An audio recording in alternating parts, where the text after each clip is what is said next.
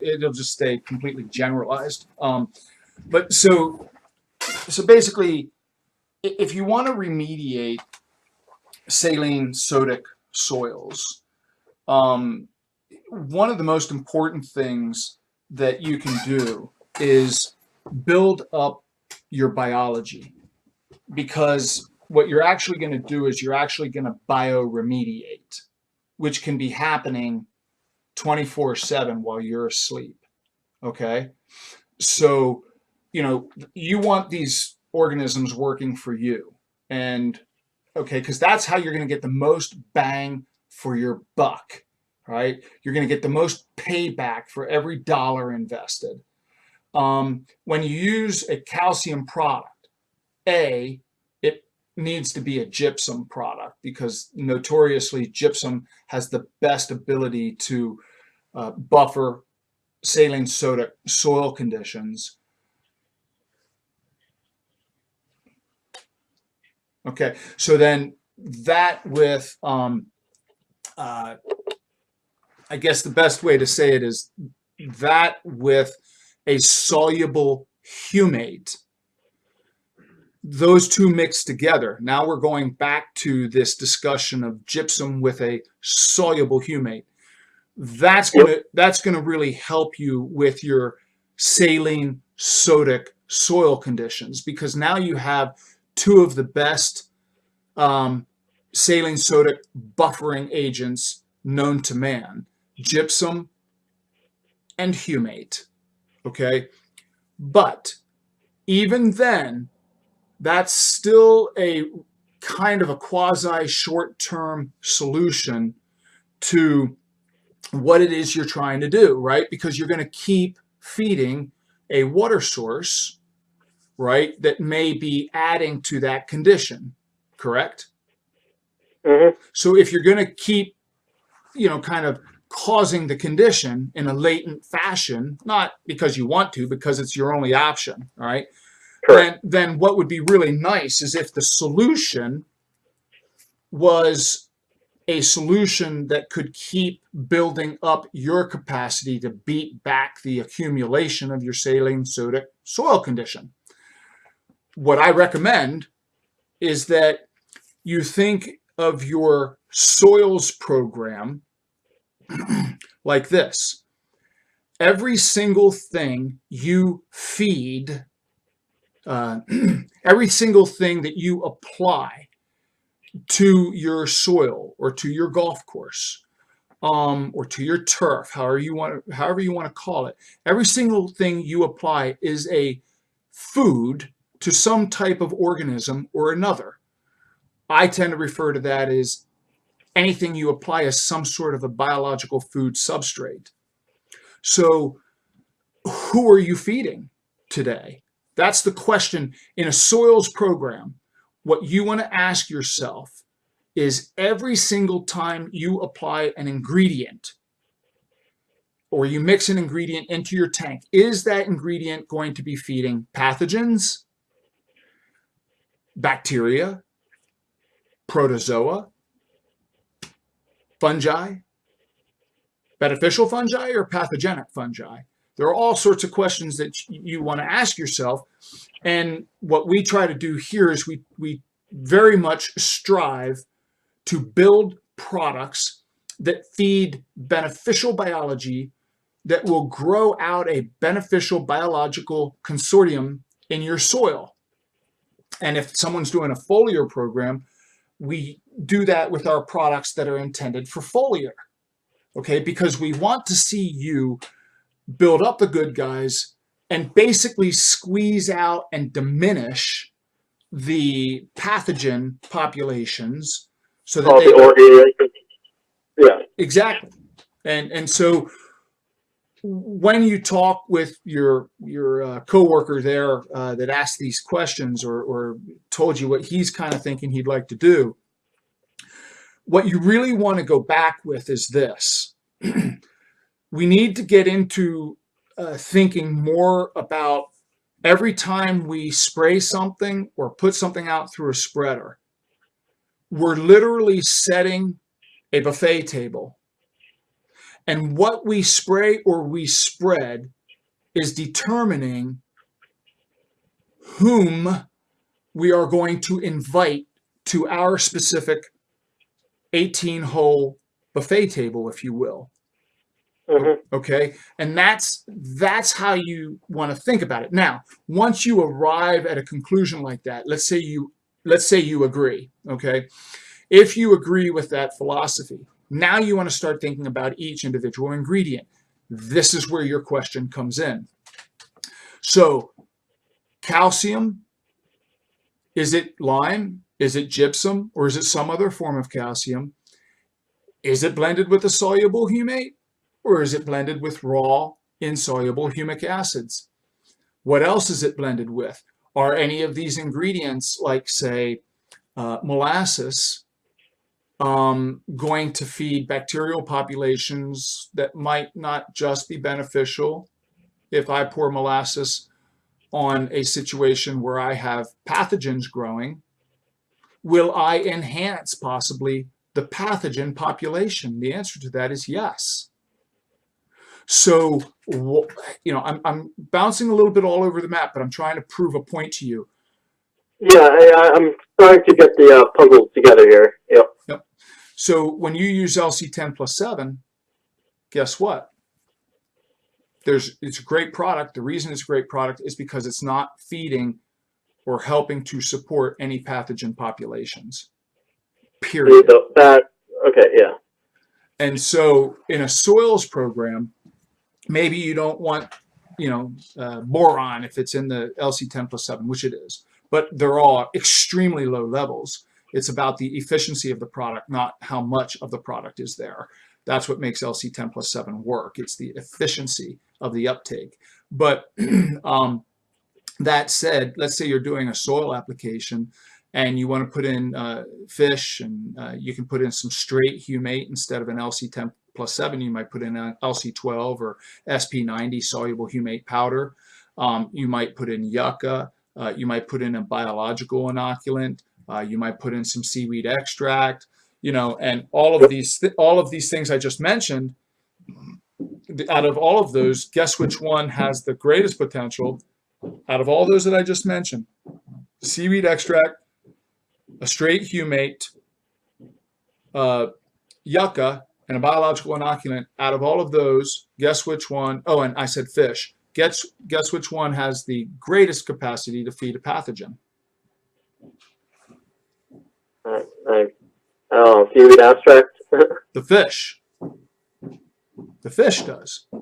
The fish too. Okay. Okay. Well, any fish product. Yeah. A hydrolyzed fish is going to be less likely to do it, and a hydrolyzed fish with a very low nitrogen is going to be even less likely to do it. But you still have simple carbohydrates in the fish. Even though you have some good proteins and some great aminos, you've got some simple carbohydrates, and those simple carbohydrates tend to drive pathogen development.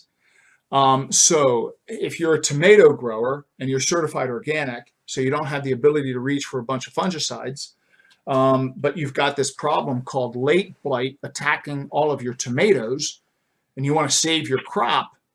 I've had a lot of customers in the past say, well, I'm just going to, spray it with fish and try to grow my way through the disease. Wrong thing to do. Okay. You basically will set the disease on fire. And I've seen many people do exactly that. So we tell people, when you get in around disease pressure or in soils that tend to have a tendency toward disease pressure, you want to be cognizant of the fact that you've got these carbohydrates and what have you, and simple assimilated biological food substrates. That's what you want to stay away from when you are going into a disease situation specifically, or you're in close proximity to a time of year where disease becomes more prevalent on your course. You want to lean toward the complex carbons as opposed to leaning toward the simple carbohydrates. If you lean toward the complex carbons, the pathogens struggle to use that as a biological food substrate. Okay? So the carbohydrates you stay away from during like high stress. during high stress or high disease times of year, yes. Okay. That's exactly right. And nitrates, which you already know because of your background and your expertise and what you do. So, so you really want to turn down your nitrates. You want to keep your carbohydrates, your simple carbohydrates, at a minimum. There are carbohydrates in seaweed extract, but guess what? They're more complex carbohydrates. Kind of like eating a donut is a simple carbohydrate, but eating spinach, while being a carbohydrate, it is a complex carbohydrate, completely different carbohydrate. Okay? Right. Pretty interesting though, isn't it? So, this is total, the stuff that you can apply to agronomics or turf agronomy. You can take the conceptual knowledge of that, and you can apply that to your body and how you eat. How I eat every day is geared according to the stuff we were just talking about pathogens, beneficial bacteria, fungi, protozoa, soil, all of that stuff. Ingredients that you use, all of that is all the way I think of what food I ingest. It's wild. So again, back to your question. I think you're on the right track personally. But the more you empower and promote the beneficial biology, that doesn't necessarily mean that you have to apply biology, right? Because if you drop, let's say you're grilling outside at your house and you drop food on the ground, right? Did you just drop biology on the ground? No. It was just on the grill. So it was cooked. It's probably sterilized for the most part. But when you drop it on the ground, what happens? It becomes a food source to all sorts of bloody organisms that just want to feed on it and break it down, right? It's a half a burger just dropped on the ground. Oh, crap, too bad. But what happens is all this biology moves in to break it down. Now, was that half a burger something that was going to grow out beneficial biology or more like pathogens? And that's the kind of question you want to ask yourself about everything you're putting into your spray tank or your spreaders. Because even though you didn't drop biology on the ground, you are going to give birth to a boatload of microorganisms because they're all going to multiply on top of that burger. Because they've got a petri dish sitting right there, right? Yeah. So every time you spray or spread materials, what you are doing is you are setting a buffet table. You don't have to invite the guests. They're going to come. They're going to come to the buffet table themselves. Because why? Because they want to eat just like you and I do. So you can control your environment. You can control your course, ironically, by fostering, like the right biological food substrates. By promoting the right foods, you will promote the right guests that you invite to the buffet table. And by doing that, you will see a sharp decline in disease activity. Period. Now, when you reach for a fungicide, if you need to, fine. You're not going to use them anywhere near as often. When you do use them, they're going to be a lot more effective. There's no resistance.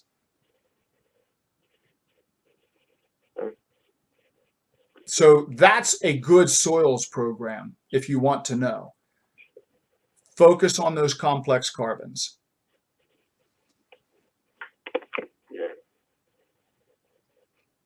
Sorry, I'm just writing things down. Well, see, the nice thing about what we just did, if I can get myself, my act together, and my marketing guy, and we can get it coordinated to get a bunch of these that we started doing up, you're going to be able to access this and review this whole thing. Through the website? Yeah, it'll be through the website. Yep. You'll see it pop up. When it does, it'll be basically like a audio video library, or I don't know what we'll call it, but it'll be hopefully not too long from now that we'll start putting it up there. And I'm not. Yeah, I wish I was kind of taping this myself so I could re-listen to this conversation myself. Yeah, and I keep kicking myself because I'm not used to this yet, and so it's awkward for me to bring it up to people like you in the beginning because, like, you don't know me, and Yep. you know, I mean, we're trying to get to know one another, but all I care about is when you leave this conversation. Yes, you might buy something from me, but you might not. But most important thing is you're going to go off and you're going to make decisions that are in your best interest, in your course's best interest, and that's all there is to it. The rest doesn't matter. Life will take care of itself. And I've always believed that, and I've always worked toward that goal. And so this is kind of awkward for me to get used to too. So if we keep reminding ourselves, we can build a little library together, So that's why I caught it in the middle of the conversation. I wish I'd caught it in the beginning because we covered a lot of ground here today. Yeah, I kind of asked you right off the bat too, so. Yeah, it's all right, man. It's all right. But I mean, we can, again, this is exactly the reason right now that I asked you, and this is what stimulated this whole recording it bit. What stimulated it was I'm repeating the kind of stuff that you and I are going over. It takes different twists and turns depending on with whom I'm speaking, meaning, are you a tomato grower? Are you remediating a heavy metal in the soil? Are you dealing with bacterial leaf scorch on a tree? You see what I mean? Like, so Yeah. it takes different flavors on, but ironically, what you and I have talked about today is highly fundamental. Highly fundamental. You get this down and you're literally going to absolve yourself of a lot of the challenges that would kind of creep up on you at different times of the year, because see, what's going to happen is that biology we spoke about earlier is going to be working 24/7 for you while you are asleep. There's a whole natural system of checks and balances in the soil. And it'd be like, am I a strong community if I'm one person, Eric Morgan? Doesn't matter what I know. I'm not a strong community. If I have all the people in my company and I have all of the people that I get to work with on a daily basis, and I can pull them all together and say, look, John, you've got these strengths. Sam, you've got those. Sue, you've got these. I got this. I can put into the mix. And we all pool our strengths together. We become a solid, strong, capable community. That's what it's really all about, and that's what you want to do in the soil. You want to have good biodiversity. You want to feed them all well, these organisms, right? Because if I want a strong community, what am I going to do? Feed them all donuts? Hell no, right? I'm going to make sure that my biological community is working as well as my human community. I want to feed them well so that their digestive tracts work well. See, the soil is the digestive tract of the earth. The biology that is in the soil is just like the flora that is in your digestive tract. You have a digestive tract just like the planet has a soil digestive tract. The more biodiversity you have going on, and the more that you put the right foods down your gut, the right foods will slowly but surely select for beneficial biology or flora in your gut. And because of that, your immune system, which they say 70% of your immune system resides now in your digestive tract. That's what they're saying these days. 70% of your immune system is in your gut. So the healthier you make your gut, by default, the healthier you're making yourself. How about the soil? The soil is the digestive tract. All those microbes in there are the flora. Make that healthy, and 70% of your plant immunity, because that's every plant growing in the soil, is just like you and me feeding off our own digestive tract. The plant is feeding off that soil. So this soluble humate, that's how much does that make up of your calcium?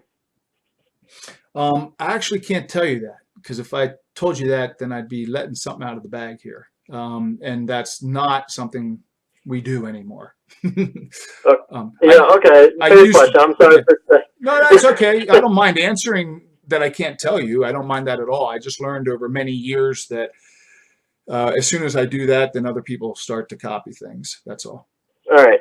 So you do have a good amount of that stuff in the calcium. So that'll promote. I have the amount that is required to make that product work the way that I would like that product to work. Yep. That's all I can tell you. No, that's fair. I can tell my boss, like, I have a lot now. The thing that's more important for you to actually ask and to know about that product is this. And it's a good education between the liquid calcium that we're currently talking about and the dry calcium. And it's going to partially answer your question from earlier. Partially, not completely. But if you want to put a lot of humate, soluble salts of humic acids, with your calcium source, you need to do that dry. And you need to put it in a prill. And then you need to spread it. You don't have to put it in a prill, but that's going to be the most convenient thing for you. But you need to spread the soluble humate powder. And if you want to put some raw insoluble humic acids with it, fine, go right ahead.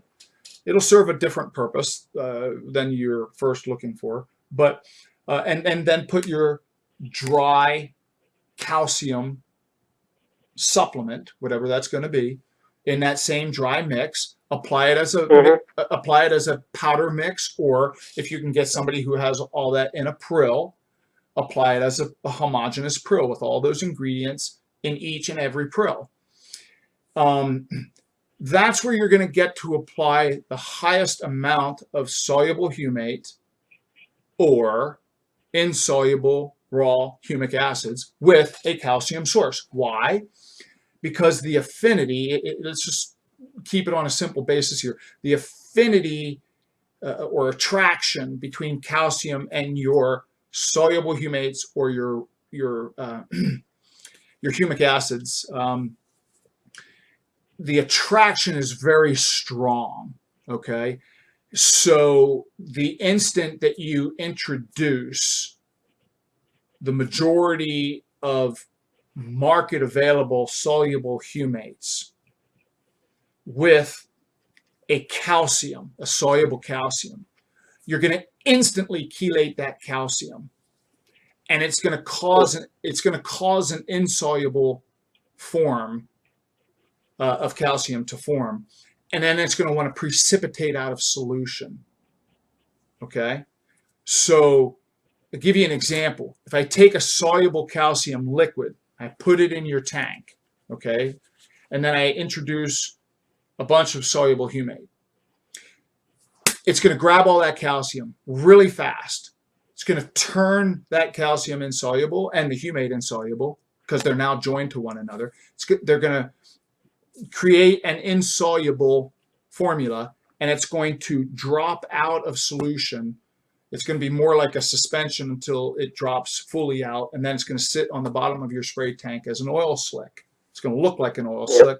It's not an oil slick. It's going to look like an oil slick. You want to hear something really super cool about that oil slick? That's all beautifully, very efficiently chelated calcium. Awesome product for a plant. But it doesn't do also well in your tank because it's sitting there at the bottom. Okay? And so that doesn't make a superintendent very happy. All right. So if you can take that concept, though, and you can marry those ingredients together in a prill, right? And then you can apply that prill in a dry format and then irrigate your turf. Or in the case of a farmer, right? Okay, now you get it, right? Yeah. So the soluble humate in that prill, as soon as it gets wet, that soluble humate powder turns into a reconstituted liquid soluble humate, which grabs the calcium and the particle right next to it, and they go, and it's a chelated calcium, and now you've got this beautiful chelated calcium all over your soil. Wow. Yeah. So it's pretty cool. But I mean, like, so really the question is, what do you want? What do you need? Is it a soils program, or are you just looking to get calcium down for your saline sodic soil situation, or what? All right. So it's a lot to think about, and this is another reason why we've decided to try to work with people to possibly record some of these things, is because agronomics, there's a lot more to it than just, like, say, reading a label and assuming that what the label says is there, and that it needs to be applied in the following manner, and all these miracles are going to happen. Wrong again. The more knowledge you have, the more you're going to understand that your course, your 18-hole or 36 or whatever course, is a living, breathing digestive tract with organisms, in this case plants, growing